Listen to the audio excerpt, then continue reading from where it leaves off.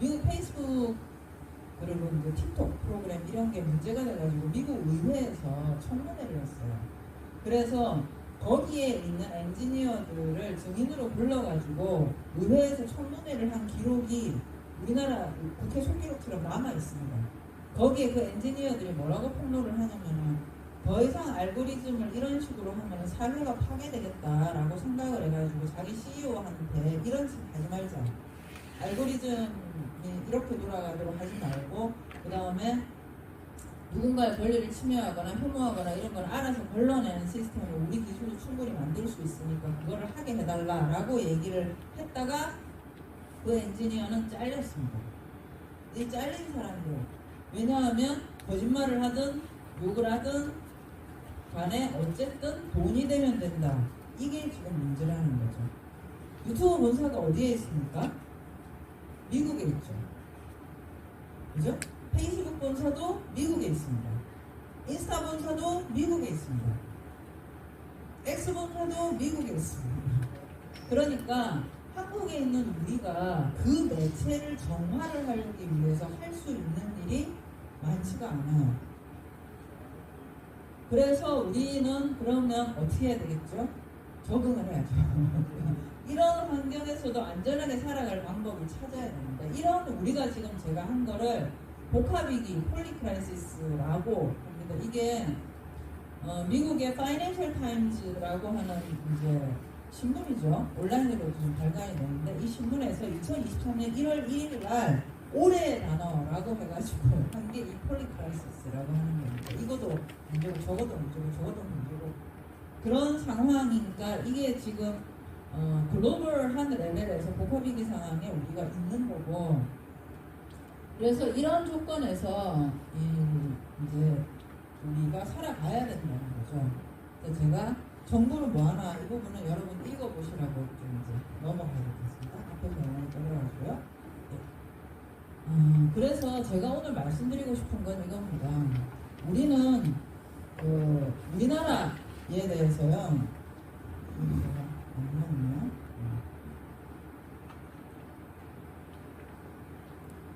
사실 지금 OECD 국가 기준으로 해가지고 민주주의에 관한 한 제일 잘 나간다 어느 나라? 대한민국입니다. 안 믿기시죠, 그죠? 지금 요즘 외신 찾아보시면요, 미국에서 반 트럼프 시위 하는 분들이 인터뷰를 하면서 그런 얘기를 합니다. 별 수가 있냐? 한국 사람들처럼 주구장창 나가야지. 또는 영국 사람들이 시위를 하면서도 그런 인터뷰를 합니다. 우리도 한국 사람들처럼 6달만 버티자.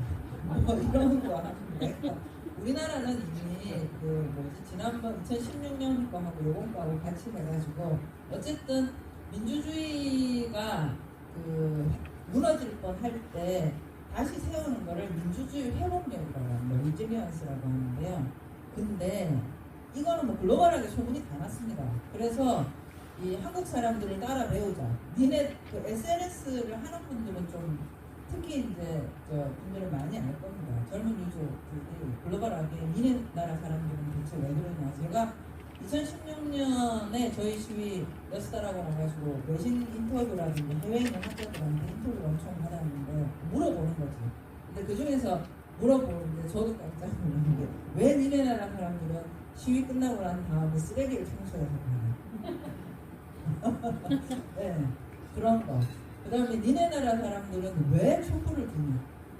그러니까 왜 데몬스트레이션을 그러니까 시위를 하는데 촛불을 드냐. 프랑스 사람들도 횃불을 들긴 합니다. 네, 진짜 횃불을 드는데 그 사람들은 일종의 여러분은 아세요? 여러분은 우리나라의 평화 시위의 상징이 왜 촛불이 됐는지 아십니까? 질문. 우리나라에서 촛불 들고 시위한 최초의 그 사건이 언제일까요? 교수님 이선희 때 왜 촛불을 들었을까요? 맞습니다. 그때가 처음인 건 맞는데 왜 촛불을 들었을까요? 추모하려고.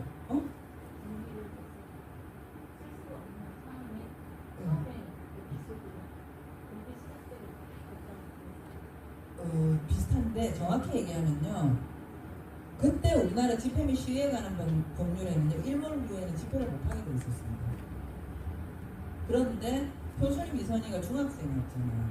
그러니까 화가 나가지고 집회를 하러 나온 사람들이 주로 중학생 자녀를 둔 부모들이었어요. 근데 이 사람들이 평일날 집회를 못하죠. 직장에 근무를 해야 되는 거예요. 그러니까 평일날 직장 갔다가 밤에 와가지고 집회를 하려면 깜깜하단 말이에요. 그래서 뭘 했냐면은 플래카드에 어쩌고저쩌고 촛불문화제라고 하고 다 촛불 하나씩을 나눠주고 누군가 기타를 하나 메고 와서 노래를 그냥 불러요. 그래서 우리는 이것은 집회가 아니고 문화제다. 즉, 그 집회 및 시위에 관한 법률에서 집회를 못하겠기 때문에 그걸 피해가기 위해서 나온 게 우리나라의 촛불 집회입니다. 근데 지금은 이제 글로벌하게 이게 된 거죠. 그러니까 다른 나라 사람들이 볼 때는 니네는 왜 촛불을 그냥 이런 게 궁금할 수밖에 없는 거죠. 이게 이제 그런데 문제는 그래서 우리가 소문이 났는데 여러분 생각을 해보시면 우리가 계속 이러고 살 수는 없지 않습니까? 우리가 위대하긴 한 것 같습니다. 그죠? 자빠질 때 되면 맨날 나가가지고 근데 회복이라고 하는 거는 자빠지고 나서 사고 나고 나서 사단 나고 나서 수습을 하는 게 회복이잖아요.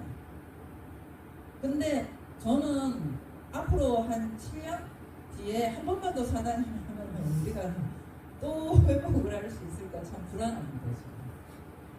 그래서 지금 우리가 고민해야 되는 건 안 자빠지게 만드는 방법을 고민해야 되는 거 아닌가 이제는 그런 생각이 들고요. 그러려면 뿌리에서부터 우리가 지금 제고를 좀 해야 되겠다라는 겁니다. 이게 우리가 지금 이 난리를 쳐가지고 요거 대한민국 대통령 새로 뽑고 대한민국 국회의원 새로 뽑고 이거는 좀 하고 있습니다만은 시도, 시군구, 읍면동 그 다음에 마을, 동네생활권 차원에서 과연 우리의 민주주의 뿌리가 건강한가 라고 하는 문제에 대해서 자가진단을 하고 대책을 세워야 될 때가 아닌가 이런 생각이 들고요. 일단 우리가 저는 제안드리고 싶은 첫 번째가 생활민주주의라고 저는 이름을 붙였는데 뭐냐면 모든 곳에 있는 풀뿌리 대도나 공공지원 부분들을 다 활용을 해서 이 모든 공간을 민주주의 공간으로 만드는 집단적인 노력이 필요하지 않는가. 주민자치위원회, 마을공동체, 마을교육공동체, 기업 마을 미디어 협동조합, 그 다음에 시민자산, 소셜벤처, 도시재생, 주민참여예산제 이런 부분들이 그동안 우리가 우리나라 민주주의 40년 좀 안 되게 하면서 여기 있는 여러분들도 다 참여해가지고 한 발 한 발 만들어 놓은 시민들의 공적 제도적 자산이잖아요. 이런 부분들을 좀 모을 건 모으고 이렇게 업그레이드 할 건 업그레이드 하면서 활용을 해야 되지 않는가. 그 다음에 새로운 의제에 맞는 새로운 활동 방법들을 좀 고민을 많이 해야 될 것 같다. 특히 지금 우리 그 주민자치 활동이나 풀뿌리 활동에 있어서 크게 진전이 본 부분들이 이제 대표적인 게 돌봄 이런 부분이죠, 그죠? 안전 이런 부분인데 이제는 이제 기후재난 대비나 아니면 사회전환 활동이나 아니면 AI나 디지털 리터러시 교육에 대한 부분들이나 이런 형태로 좀 의제 영역 전환이 필요한 게 아닌가. 또 하나는 저는 꼭 이걸 말씀드리고 싶은 게 오프라인 공간을 살려야 된다는 얘기를 꼭 드리고 싶습니다. 이게 아까 이제 뭐 글로벌 마가 연합 이런 것들도 보셨고 민주주의 문제도 있는데요. 여러분들은 이 시민사회 활동 오래 하셨기 때문에 느끼실 겁니다. 실제로요 언어학이나 이런 심리학 쪽에서 얘기를 하는데 사람과 사람이 소통을 하는데 글자로 된 텍스트가 소통의 몇 할 정도를 차지할 것 같아요?